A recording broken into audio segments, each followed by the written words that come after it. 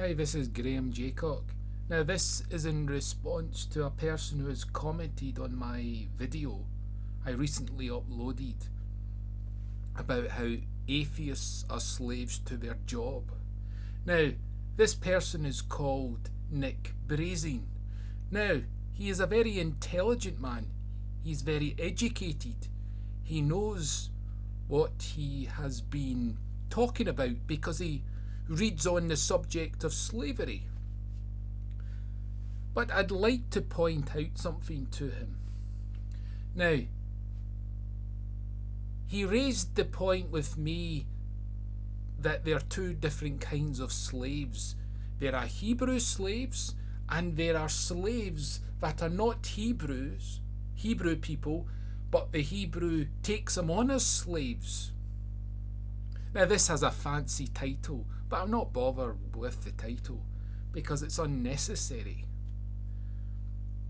Now, how do I illustrate my argument to Nick? Well,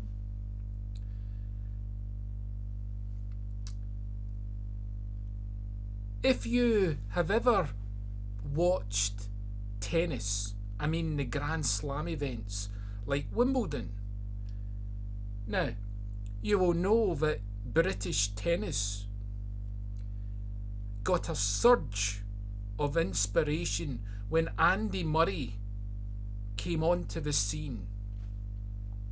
And within a few years, Andy developed a great ability to play tennis, further than he had when he was growing up, and he achieved greatness. But there is a comment that Andy Murray made. Now,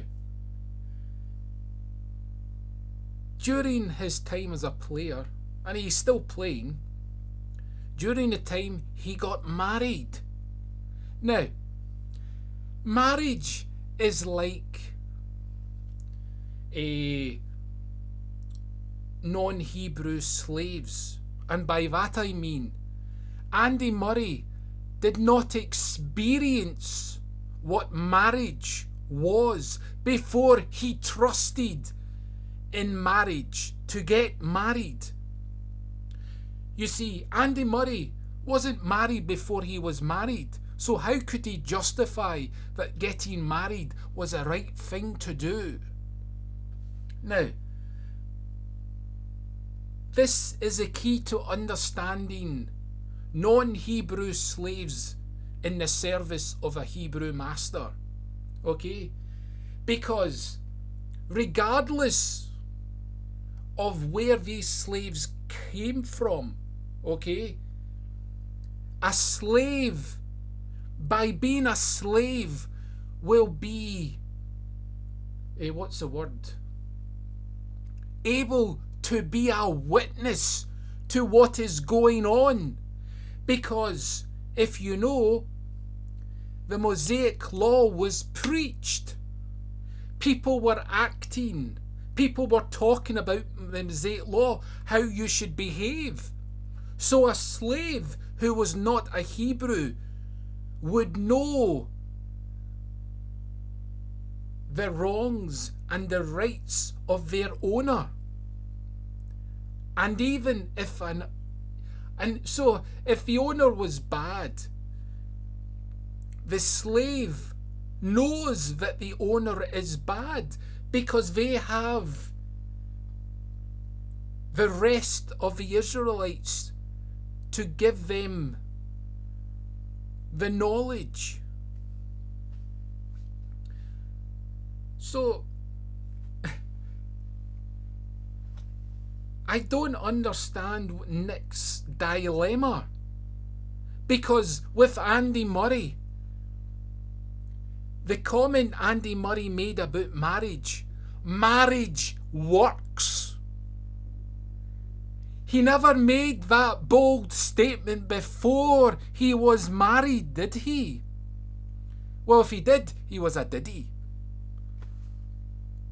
Because that is the sign of sheer arrogance.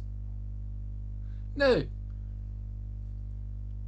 a slave A non-Hebrew slaves become a slave, and by witnessing the priests and the leaders talking to other people about how to behave and how to act and how to treat your slaves, the slave would then understand how kind God was.